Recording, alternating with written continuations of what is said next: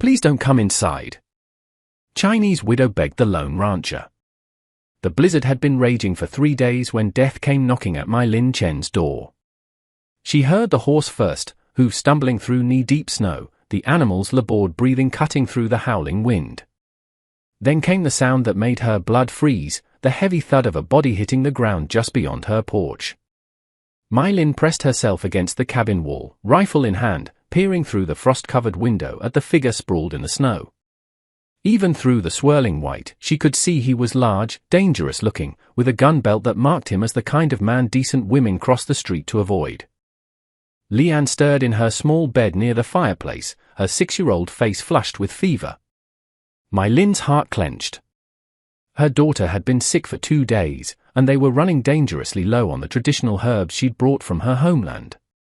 The nearest doctor was in Crimson Falls, 20 miles through mountain passes that were now completely impassable. A weak knock echoed through the cabin. "Please," came a voice, rough with cold and exhaustion. "I know you're in there. Just need shelter till the storm passes." My Lin's grip tightened on her rifle. 3 years of widowhood in the Colorado wilderness had taught her hard lessons about trusting strangers, especially the white men who looked at her with either pity or suspicion. "Go away," she called through the door, her voice steady. "There's nothing for you here. My horse is down. I'm hurt. Won't make it through the night." The voice faded, followed by a groan of pain. My Lin's conscience, a trait her late husband Wei had always said was too soft for this harsh land, began to tug at her. Silence stretched between them, broken only by the storm's fury and Lian's labored breathing. Through the window, My Lin watched the man struggle to his feet, swaying dangerously. Blood stained the snow beneath him. "Please don't come inside," she said, her voice carrying a warning sharp as winter steel. "I've got a sick child and a loaded gun. Whatever you're running from, whatever you've done, keep moving." The stranger raised his head, and for one heart-stopping moment, his eyes met hers through the glass. Even at a distance, she could see something in those dark depths that made her breath catch. Not just desperation, this was something deeper, something that looked almost like recognition.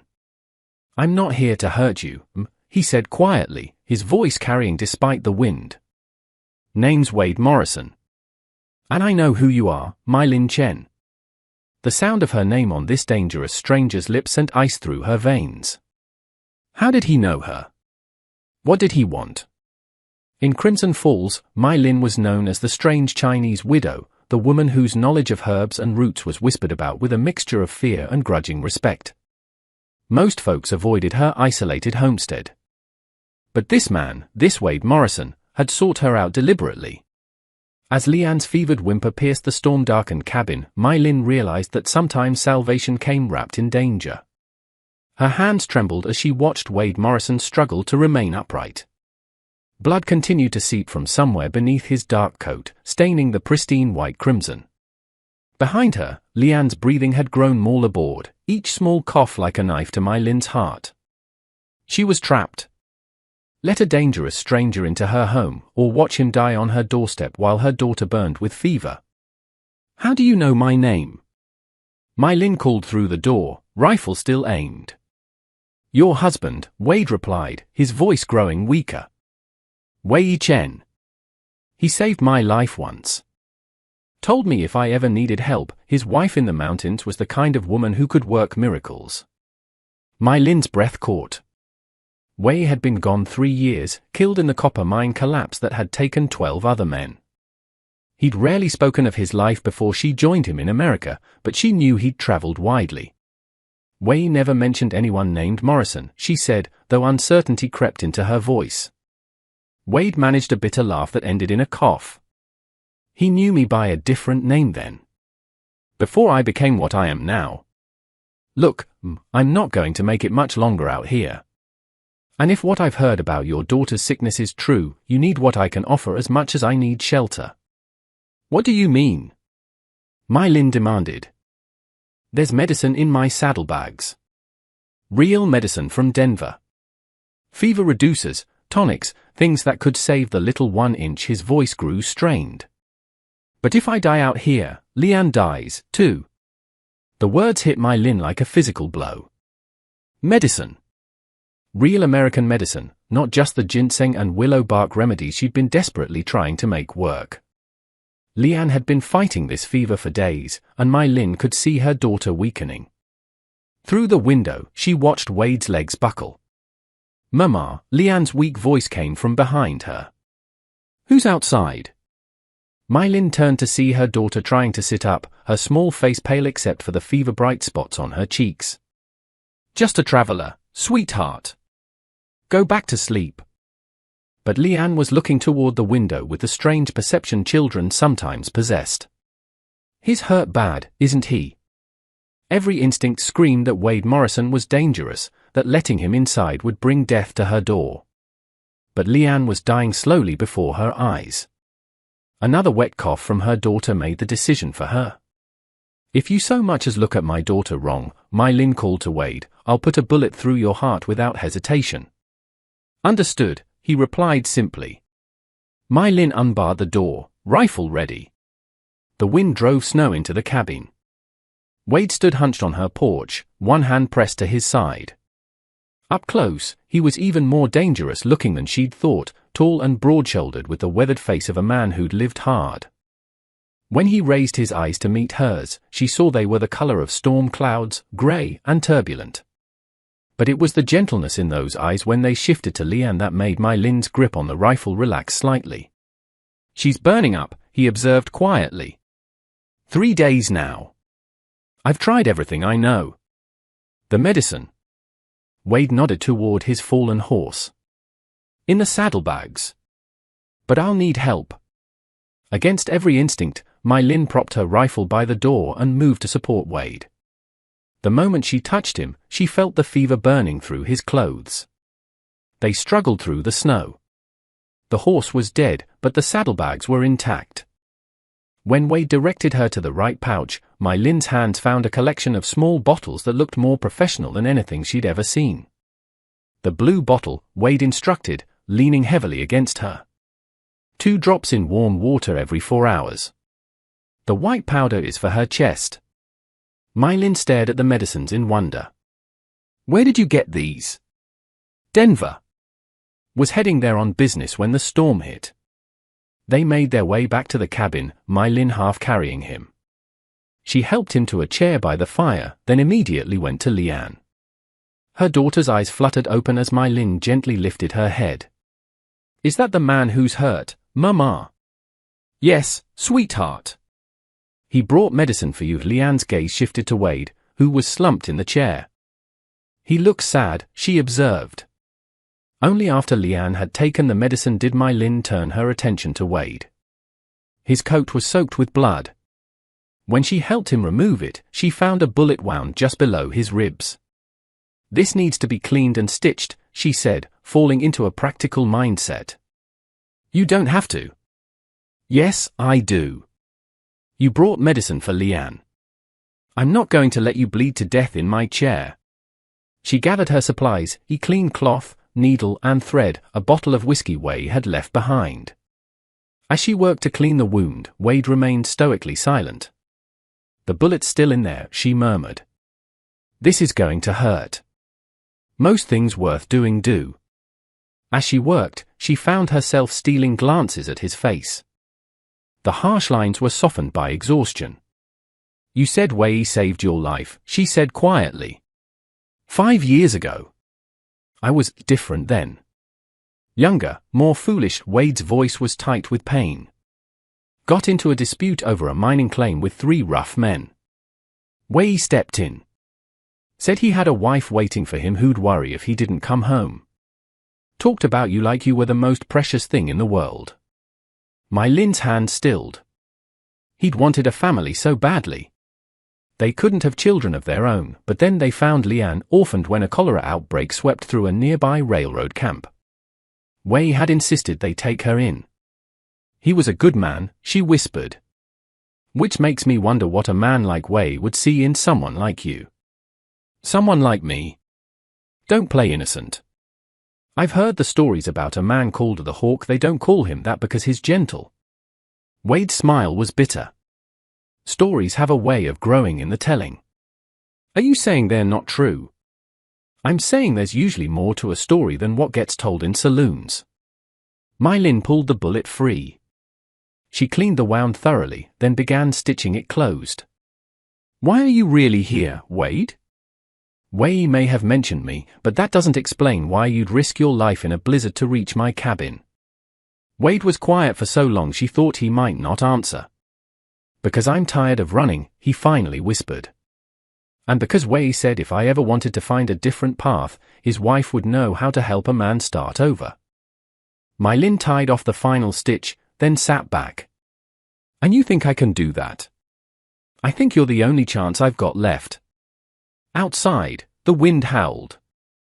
My Lin looked from this dangerous stranger to her sleeping daughter, then to the medicine bottles that might save Lian's life. She was beginning to realize that sometimes salvation and damnation wore the same face. My Lin woke before dawn to the sound of Lian's breathing, deeper and more even than it had been in days. The fever had broken. Wade sat exactly where she'd left him, his posture suggesting he wasn't truly asleep. She moved to check on Lian, placing a hand on her forehead. Cool. How is she? Wade's voice was a whisper. Better. The fever broke. Thank you. Those medicines saved her life. Just glad they helped. My Lin studied his profile in the firelight. Even wounded, there was something cold about him. You should try to sleep properly. You lost a lot of blood. Wade finally opened his eyes. Not used to people worrying about my health, Mrs. Chen. My Lin, she corrected. And I'm not worried. I'm practical. Dead men can't help with chores. A ghost of a smile touched his lips. Practical. I can respect that. The wind had died down. Snow had drifted against the cabin walls. We'll be snowed in for days, she said. I can make camp in your barn once the weather. No, My Lin's voice was firm. You'll stay here until you're healed. I won't have a man's death on my conscience. Wade studied her. Wei was right about you. He had said she possessed a quiet strength that shamed louder men. He always saw the best in people. Including me, apparently. Wade's tone was bitter. I know I didn't deserve his help. I was younger then, angrier, looking for fights. What changed? He was quiet for a long moment. I killed a man. Not in a fair fight. Just killed him because I was paid to. That's when I realized what I'd become. My Lin felt a chill. You're a killer for hire. Was Wade's jaw tightened? Been trying to leave that life behind for 2 years. Why are you telling me this? Because you deserve to know what kind of man you're sheltering. My Lin absorbed this, weighing it against what she'd observed, the man who brought medicine through a blizzard, who'd asked about Lian's welfare before his own, who'd been honest about his past. People change, she said finally. Do they? Or do they just get better at hiding what they really are? She poured coffee into 2 tin cups and carried one to him. I think that depends on whether they want to change or just want to escape consequences. And which do you think I want? I think if you just wanted to escape, you'd have kept running instead of looking for redemption. They drank in silence. Mama, Lian's sleepy voice drew their attention. She was sitting up, her eyes clear. How do you feel, sweetheart? My Lin hurried to her side. Hungry, Lian said simply, then noticed Wade. You're still here. Storm's not over yet, Wade replied gently. Is it all right if I stay a little longer? Lian studied him. Are you still hurt? Some. Your mama fixed me up pretty well, though. She's good at fixing things. She fixed my doll when the arm came off, Lian said with absolute confidence. As My Lin prepared breakfast, Lian chatted to Wade about her favorite things. He listened with genuine attention. Do you have any children? She asked. His expression grew distant. No. Never really thought I was the type to be a father. Why not? Lian asked.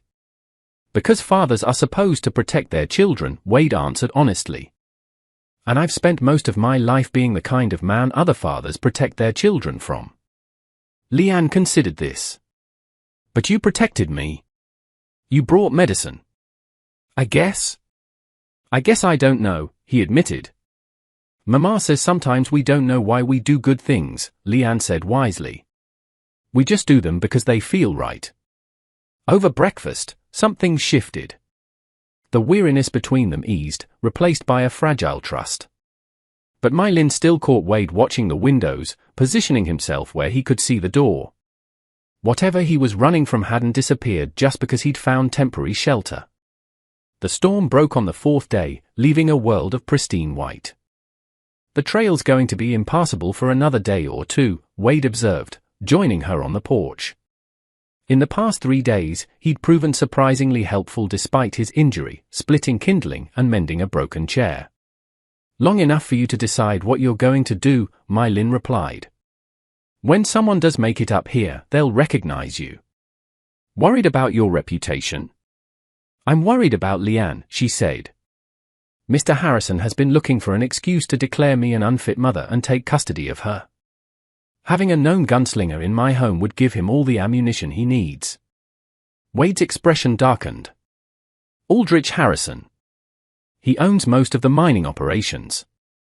He's had his eye on this land for years, hasn't he? He's been pressuring me to sell since Wei died, Mylin's jaw tightened. He doesn't think a Chinese woman can hold this land. What if it wasn't just one woman? Before Mylin could respond, the sound of approaching horses carried across the frozen air. 3 riders. That's Dr. Finch's bay, Mylin said, then her heart sank. And Sheriff Brody, and Mr. Harrison himself. Wade's hand moved instinctively toward his gun belt. I should go. Where? There's nowhere to run. Help me get Leanne inside, then sit in the chair by the fire. Let me do the talking. The riders reached the cabin. Dr. Finch, a kindly man, looked relieved. Sheriff Brody, younger and ambitious, seemed disappointed. But it was Harrison who commanded attention, a tall, silver-haired man whose expensive clothes marked his power. Mrs. Chen, Dr. Finch called. Thank heavens you're all right. We're fine, Doctor. Nevertheless, Harrison interjected, his voice dripping disapproval. This storm demonstrates exactly why this arrangement is unsuitable. A woman of your background has no business living in such isolation with a child. This is our home, Mr. Harrison. We manage. Lot of tracks here, Mrs. Chen, Sheriff Brody noted. Looks like you had company. A traveler took shelter, Mylin said steadily. He was badly injured. What kind of traveler? Harrison's eye sharpened. The kind who needed medical attention. Dr. Finch, perhaps you should examine him. They entered the cabin. Wade was in his chair, a blanket pulled to his chin, eyes closed. Good Lord, Dr. Finch exclaimed, moving toward him. This man's been shot. A hunting accident, Mylin said quickly. Who is he? Sheriff Brody demanded. Says his name is Wayne Miller, Mylin lied. Strange, Harrison mused. A man travels all the way from Kansas, gets shot, and just happens to find shelter with the most notorious widow in 3 counties. He moved closer, his sharp eyes missing nothing. You know, Sheriff, there's something familiar about this man. The walls were closing in. Mr. Miller isn't dangerous, Leanne piped up from her bed. He helped me feel better, and he knows lots of stories. Dr. Finch smiled, but Sheriff Brody frowned. You said he was delirious. How could he have been telling stories? Harrison was studying Wade's face. Sheriff, doesn't this man remind you of someone? That scar just above his left eyebrow. The recognition dawned. Now that you mention it, Judge. I've seen that face on wanted posters, Harrison declared. I believe we're looking at Wade Morrison. The Hawk. There's a $500 bounty on his head. The name hit the cabin like a physical blow. Dr. Morrison paled, and Sheriff Brody drew his weapon. "Mr. Morrison," Harrison said with cold satisfaction. "I know you're awake." Slowly, Wade opened his eyes. "Harrison." "Been a while." Sheriff Brody's gun was steady. "Arrest this man immediately," Harrison commanded.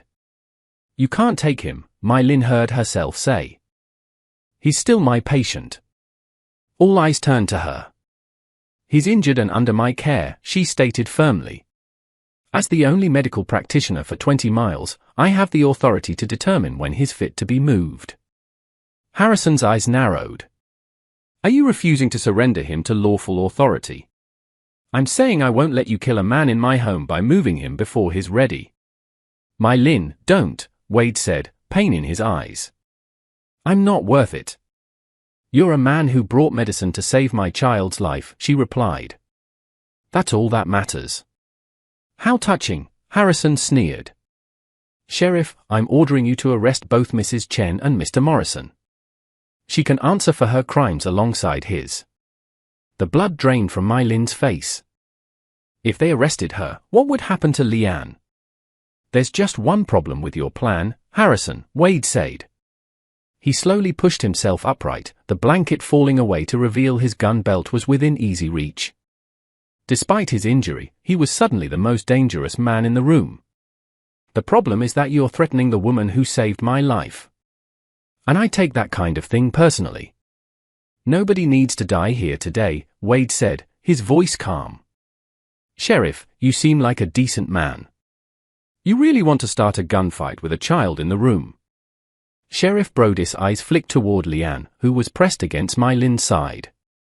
"I don't want any trouble, Morrison, but you're a wanted man." "Stop," My Lin said, stepping forward. "This is my home. My daughter is terrified. I will not have violence here. Enough of this nonsense." Harrison's patience snapped. "Sheriff, arrest them both, or I'll find someone who will." "You'll find someone who will what, exactly?" A new voice came from the doorway. Everyone turned to see a tall, lean figure silhouetted against the snow. "Deputy Marshal Grant," Dr. Finch breathed. "Thank God." The U.S. Deputy Marshal surveyed the scene. "Harrison," Grant said with polite neutrality. "Interesting way to conduct official business." "Marshal," Harrison began, his tone shifting. "We've discovered Mrs. Chen has been harboring a dangerous fugitive." Grant's eyes found Wade.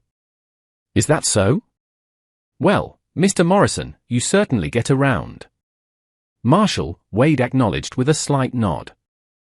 Grant stepped fully into the cabin. "Sheriff, you can lower your weapon. I'll handle this." He turned to Harrison. "Actually, there might be a complication with that arrest." "What kind of complication?"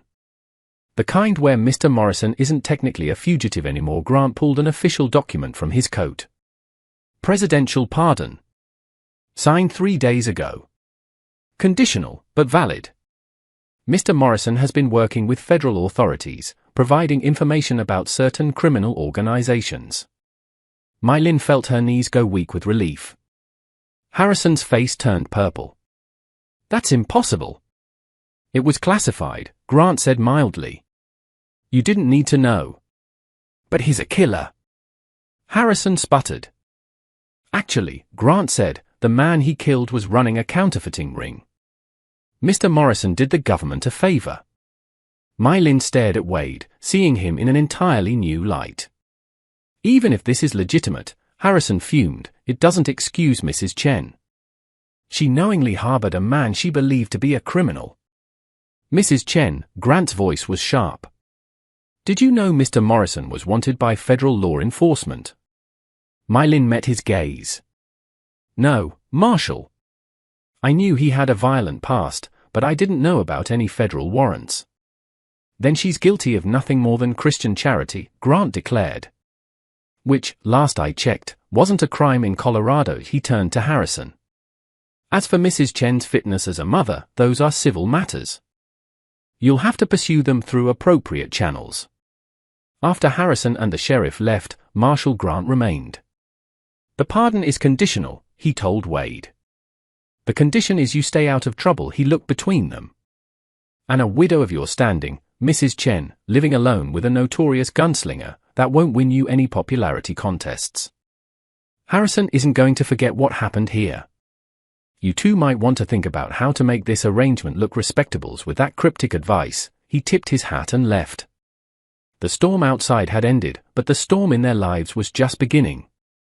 3 weeks later, Mai Lin stood on her porch, watching the sunset. Colt had stayed.